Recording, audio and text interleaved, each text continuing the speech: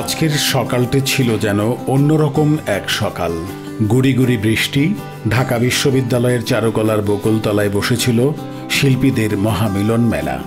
রবীন্দ্রনাথ ঠাকুরের কবিতার ছন্দে আর গানে পরিবেশিত হয় নৃত্যনাট্য ঘন ঘটা।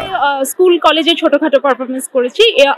অর্থিয়াপুর আরেকটা প্রোডাকশন সখী ছিল, যেটা ছায়ানটে, ওইটাতে পারফরমেন্স করেছি। এটা আমার সেকেন্ড পারফরমেন্স, কিন্তু চারুকলাতে প্রথম।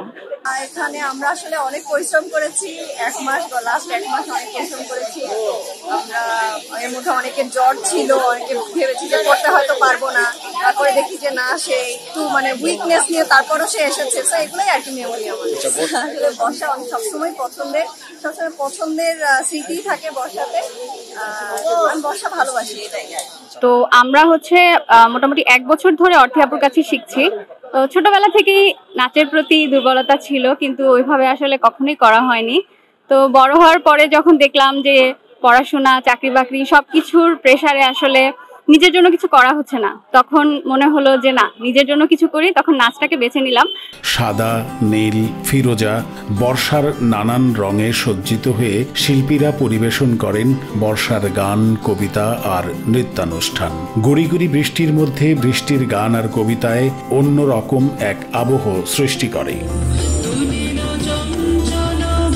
শতাধিক শিল্পীর পরিবেশনায় এই অনুষ্ঠানটি অন্যরকম এক মাত্রা যোগ করে। এই ধরনের অনুষ্ঠানে অংশগ্রহণ করতে পেরে উচ্ছ্বসিত শিল্পীরা।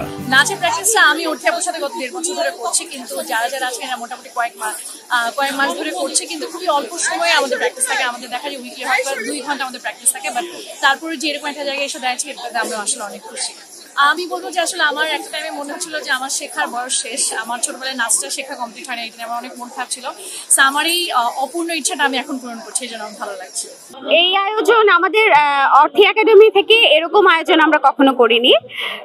এবার হলো বৃষ্টিতে ভেজে, এটা খুব সুন্দর হয়েছে, অনেক ভালো লাগছে। আজকের অনুষ্ঠান আজকে পারফর্ম করিনি, কিন্তু আজকে দর্শক হিসেবে দেখতে অসাধারণ লেগেছে।